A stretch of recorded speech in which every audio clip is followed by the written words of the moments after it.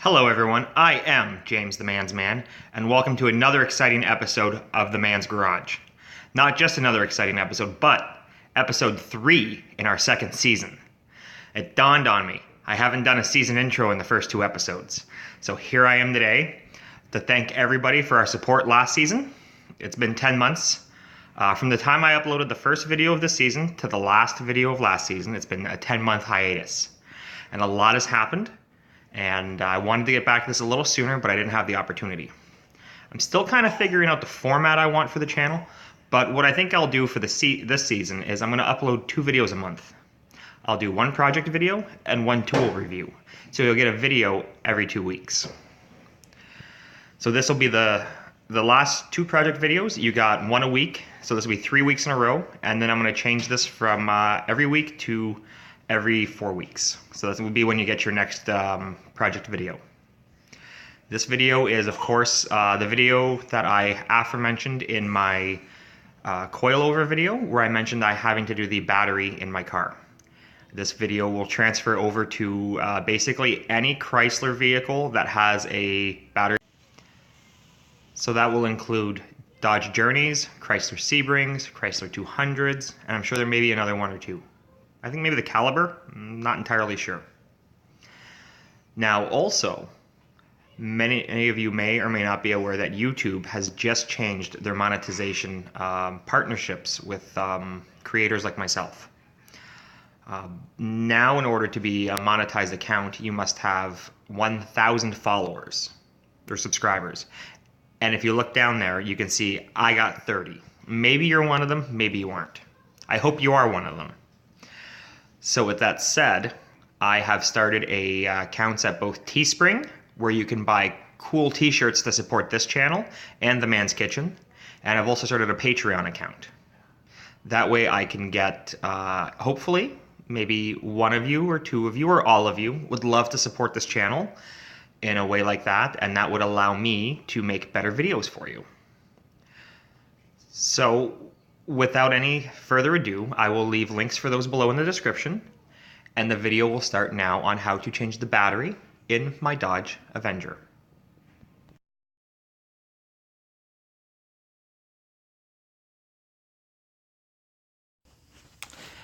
Hey everybody, I'm in the middle of changing out my struts to coilovers, and my car's been having some trouble starting this winter.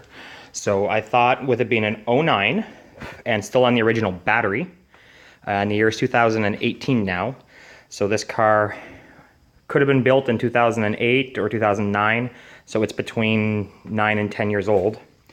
A lot of these Chrysler vehicles have batteries in weird spots, and I don't know if you can see it in here, but there's a battery down there somewhere.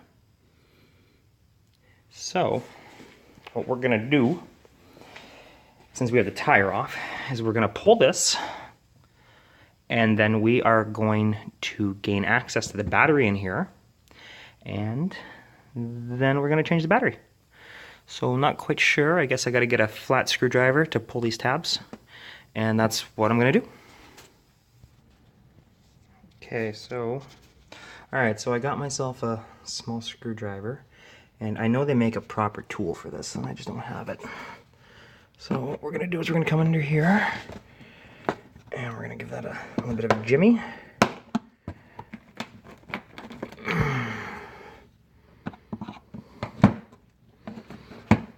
I know that if you have the tool that does this, it makes your life a lot easier.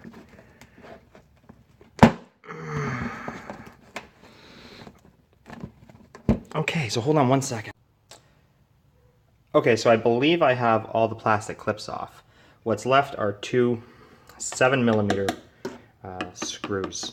So I'm just gonna take those off with this little itty bitty wrench. And then when I get this off, I will take the whole panel off. So I will get back to you when I get these 2 out.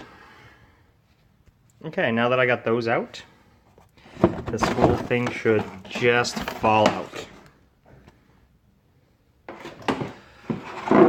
Okay, So you can see how that clip in here was already broken, so that's why that one stayed on the trim panel and didn't come off.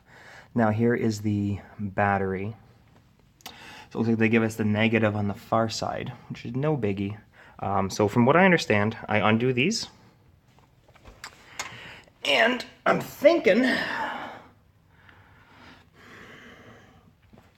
the battery will pull out, but if it doesn't, I can see the positive there. If there's enough slack, then I'm guessing I can get a wrench down there and get the negative off, which I'm hoping there's enough slack because I don't know how I'd put it back on. So that's what we're going to do. We're going to take that cross off first. Okay, so what I did was I just loosened the bottom so I can have some play here, and I took the top bolt out. So I'm thinking I can just swing it back this way. The only thing is the battery's pushed too far against it, so I'm going to loosen the tie down here, which has to come off anyways. This is all 13 millimeter, by the way, and I am using a Ratchet. I'm not using any air tools this time because I have them all scattered around the garage in different spots for the strut job, and I'd rather just leave them where they are. So I'm going to put the 13 on there. I'm going to get that free. Okay, so with the tie down out of the way, I have a 10 mil on a deep well 10 mil on a 6-inch extension on a Ratchet, and that's what I needed to be able to get the Ratchet past the battery, so I can disconnect the negative battery terminal. When doing batteries, so you disconnect the negative, then you disconnect the positive, then you attach the positive, and then you attach the negative. So you're going to go in reverse order. So I'm not going to bore you with the tediousness of me working this free. So I'm going to skip ahead now to disconnecting the positive. Okay, so I have the negative clear, and I'm going to do the same on the positive now. I'm going to attach my 10 mil. I'm going to hook her up. And I'm just going to start going until I get it loose. You don't have to take these out all the way, just get them loose.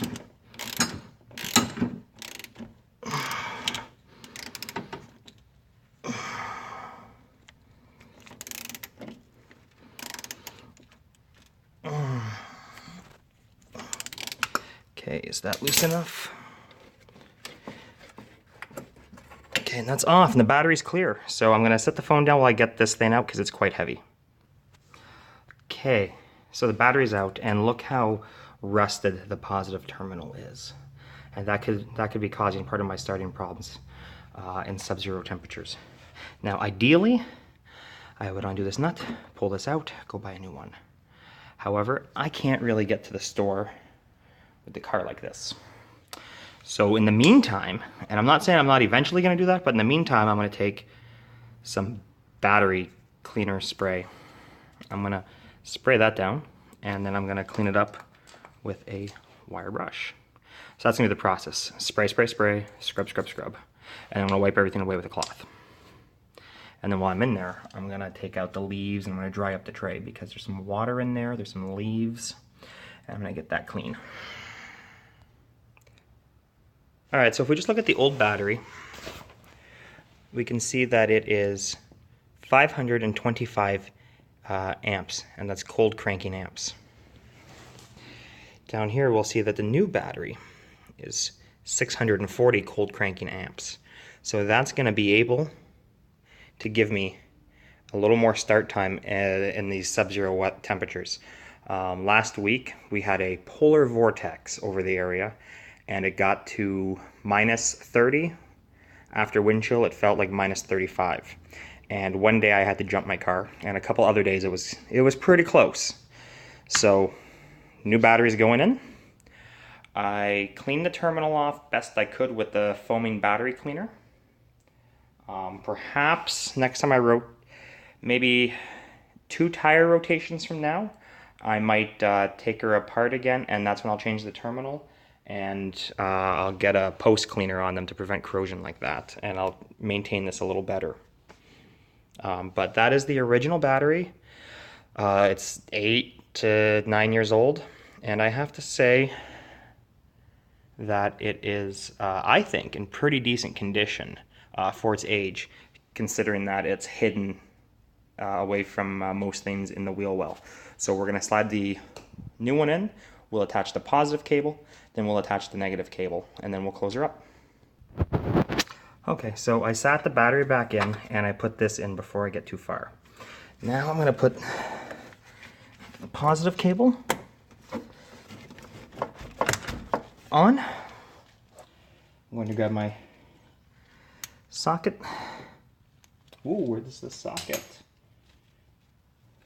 The socket came off. So I'm going to now tighten this. So I'm going to set the phone down while I do this, and then we're going to do the same thing to the negative.